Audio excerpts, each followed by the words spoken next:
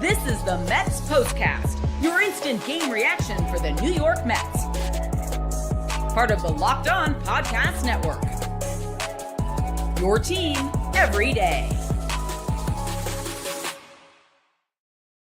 After having their fill of scrappiness over the first two games of this series tonight, the New York Mets all out of scrappy as they lose in the series finale to the Pittsburgh Pirates 4-0. Welcome in to the Mets Postcast here on the Locked On Mets YouTube channel, the Locked On Mets podcast feed. I am your Postcast host, Chris Schubert, here with you after each and every Mets game throughout the course of the season. And lately, these have been relatively fun postcasts. We've had a good time breaking down the Mets and their performances. Tonight, not so much, as it was rainy.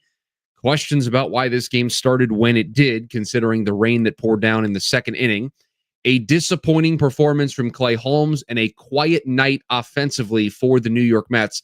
But where I want to start is what this game should have meant tonight for the Mets and what opportunity they missed out on.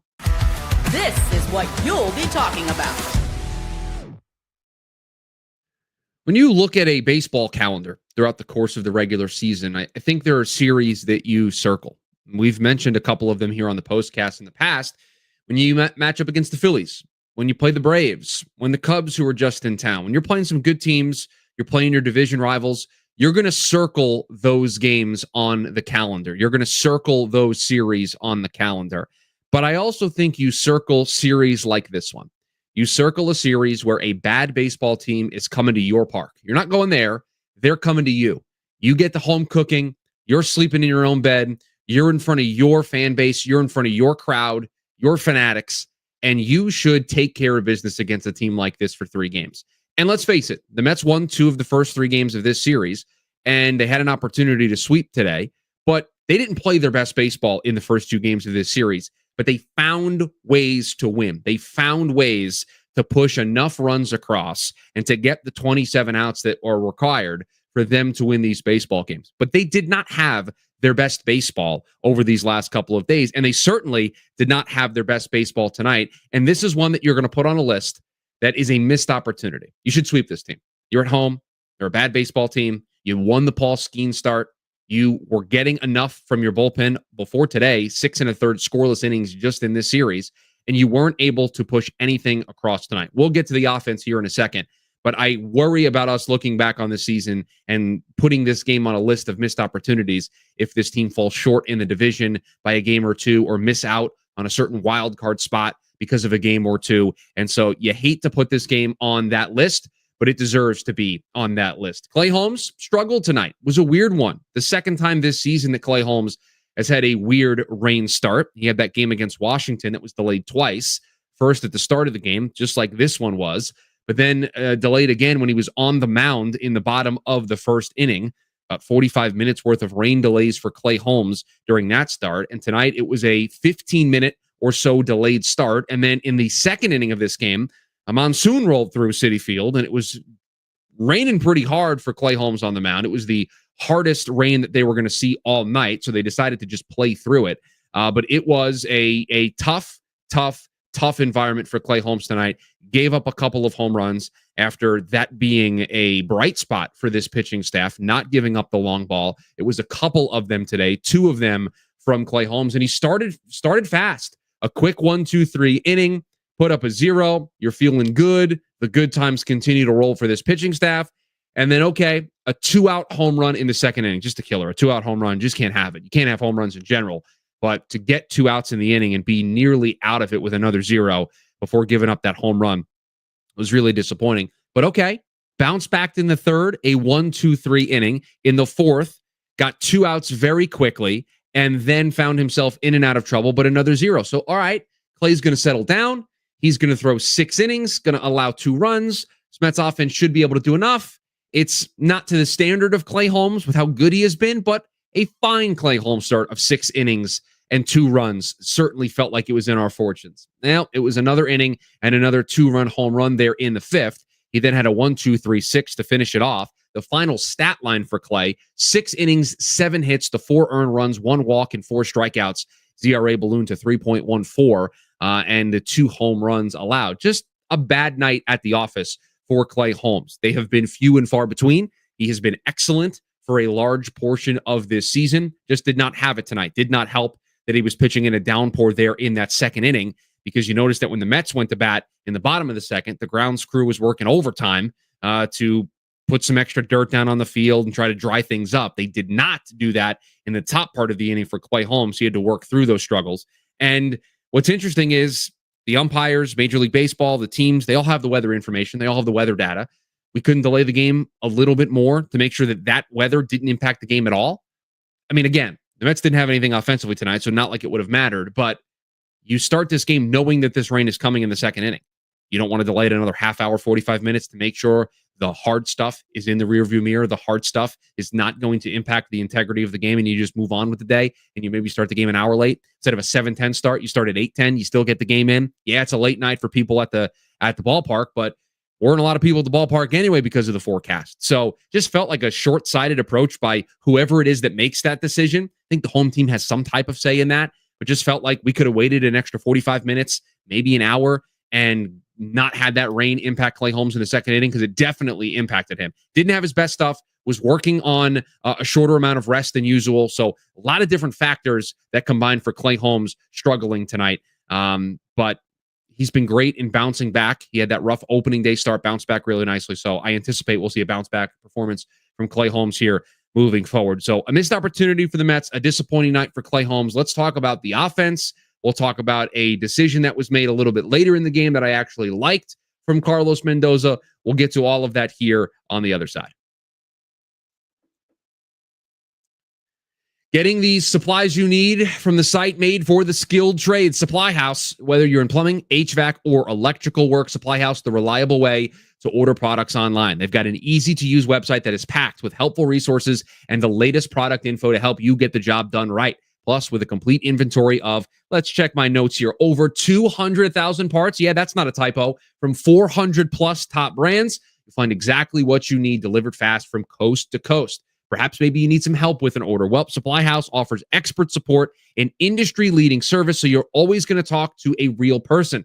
And for those trade pros looking for an extra edge, their free Trade Master program offers exclusive perks like a dedicated phone line, free shipping, and discounts on every single order. Thousands of skilled professionals are already taking advantage. Now it is your turn. Join the Trade Master program today at supplyhouse.com/TM and start ordering plumbing, HVAC, and electrical supplies with just a few clicks. Plus, use the promo code SH5 for 5% off your first order. That's supplyhouse.com. Back here on the Mets Postcast, the Locked On Mets YouTube channel, the Locked On Mets podcast feed. Tough night for the Bats. They did not score with the bases loaded in the first and fourth innings of this game.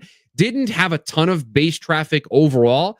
We talked about this a little bit last night in the postcast. They only had 3 at-bats with runners in scoring position last night, went 1 for 3. Tonight, it was 1 extra at-bat with runners in scoring position. They went 0 for 4 tonight. They left 8 men on base.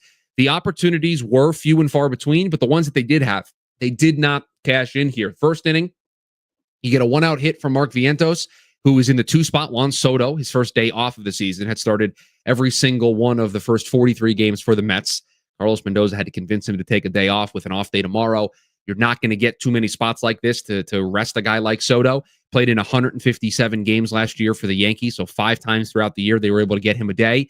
And so the Mets, looking at this, we won the first 2 games of this series, not pressing too much to try to win this one. An off day built in tomorrow. We're traveling. We take on the Yankees, so it's not a ton of travel at the end of the week. Feels like a nice way to artificially get him some extra rest here throughout the course of the season for a guy that is going to play a lot for this team. So they did that. It was Mark Vientos' spot to be in the 2-hole. He gets a 1-out hit in the first. Alonso has an excellent at-bat, working a walk. The Mets are unable to do any damage there. In the second inning, one of the many self-inflicted wounds from the Mets, Zokar gets caught in between, gets caught napping over at first base, gets picked off there in the second. And then in the third inning, you get a leadoff walk from Lindor. Vientos grounds into a double play. Alonso flies out. Nothing happening there. In the fourth inning, you get a leadoff single by Brandon Nimmo. Torrens hits a ball that goes off the glove of the right fielder. Nimmo almost got caught at second base, but first and second, Acuna walks to load the bases. Nothing happens with that opportunity in the fourth inning. And then in the fifth inning, another self-inflicted wound as Pete Alonso puts a ball into the left field corner. It's cut off by the left fielder. He tries to stretch a single into a double, down 4 runs, and gets thrown out, makes it there on time, but his hand comes off the base. The tag is applied, and he is called out. So that was really it for the Mets offensively in this game. They only had 6 hits, and for a large part of this game, it was the Vientos single in the first. The next hit that the Mets got wasn't until the leadoff single by Nimmo in the fourth. So a 1-out hit in the first, and then it was a couple of innings without any offense.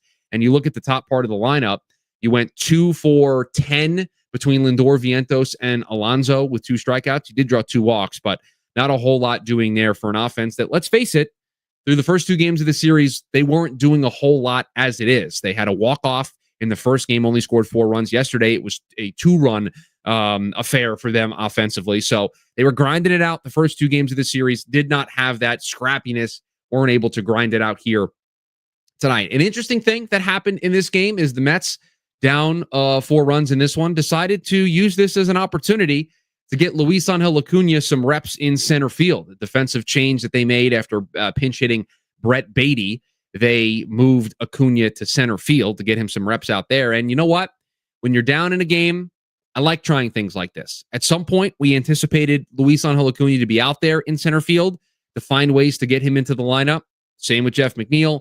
Brett Beatty playing second base and third base is a way to get him in there. The Mets have some positional versatility with some of their guys up the middle, and utilizing that versatility is good. But in the case of Luis Angel Acuna, it's not a position he's really played a whole bunch of. And so it's an experiment. It is a well-informed experiment that they are trying because they think his athleticism plays well there. You don't really want to do this and have him out there in a close game early or in a 1-run game late if that's going to be the first time you roll the dice like this. So you're losing in the game. You want to keep his bat in there. I like using Beatty as a pinch hitter off the bench and then going to Acuna out there in center field. Thought it was a nice way to, on a night where not a whole lot's going your way, you're not getting a whole lot from this game.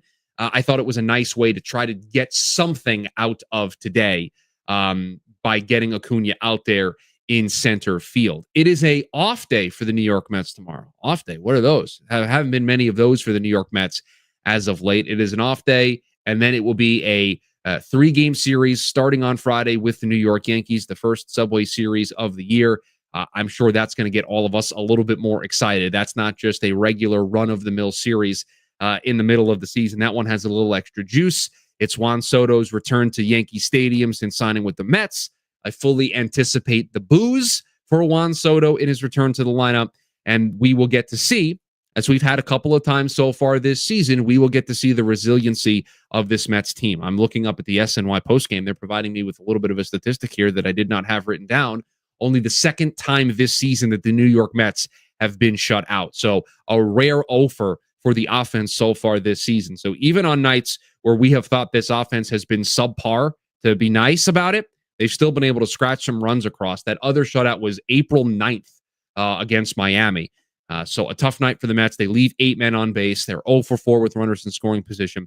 And I thought David Stern said something really nice, really interesting before the game about the noise that can be looking at the runners in scoring position, hitting metrics on a day-to-day basis, and how it can be a little noisy. Because the thing he was saying pregame was, we care about the quality of the at-bat. If the quality of the at-bat is good, if we're controlling the zone, we're not swinging outside of the zone, we're making good swing decisions, then the results at some point will come. So even if you have an 0 for 4 night like tonight, but the swing decisions were good, you're commanding of the zone, you're laying off pitches outside, you're attacking pitches in the zone, and they're not falling for hits, they expect that over the course of the season, if you continue to have that process, you will get the results. And in a small sample size or on a day-to-day basis, that type of stuff can be a little noisy. I'd have to go down and break down all 4 of the at-bats again, pitch by pitch. But I thought that was a really interesting thing that Stern said pregame in meeting with the media. He also completely jinxed the New York Mets and their pitching, because he talked about how great of a job they've done suppressing the home runs. And he admitted out loud that he doesn't anticipate them to remain this lucky when it comes to keeping the ball out of the yard. Expects them to still be good, expects them to still be one of the best teams at doing so, but does expect some type of reversion to the mean. Well, he got it tonight to the tune of 2 home runs. So if we want to blame somebody other than Clay Holmes, we can blame David Stearns for meeting with the media earlier today and sharing that news. But a tough one for the Mets. It was rainy. It was weird. This entire series was weird. It was sloppy and scrappy, and it was grinded out, and the Mets just did not have the grinded out in them tonight in the finale of this series. So a day off. They're back at it on Friday. They'll take on the New York Yankees. Checking my notes here, Tyler McGill will look to bounce back. A couple bad starts at the beginning of May for Tyler McGill, so he'll be looking to get his month of May back on track to where we saw him in March and April for this team, because May has normally been the month where it has gone off the rails for him. And so far, unfortunately, that story has continued. We will be right here after that game, after the first game of the Subway Series, to break it all down here for you. So subscribe, turn on that notification bell so that you are notified when we go live, so that you can join us when that game is over. If you're listening to us in the podcast feed, join us live. You can share your thoughts. You can interact with us. You can interact with a bunch of Mets fans. Consider this your hangout spot when these games are over. A tough one. The Mets do not get the sweep. Mets do not get their 4-game winning streak. And the Mets will be looking for answers. They'll look to show us that resiliency when they take on the Yankees on Friday. And we'll be here to break it all down. Have a good one, everybody.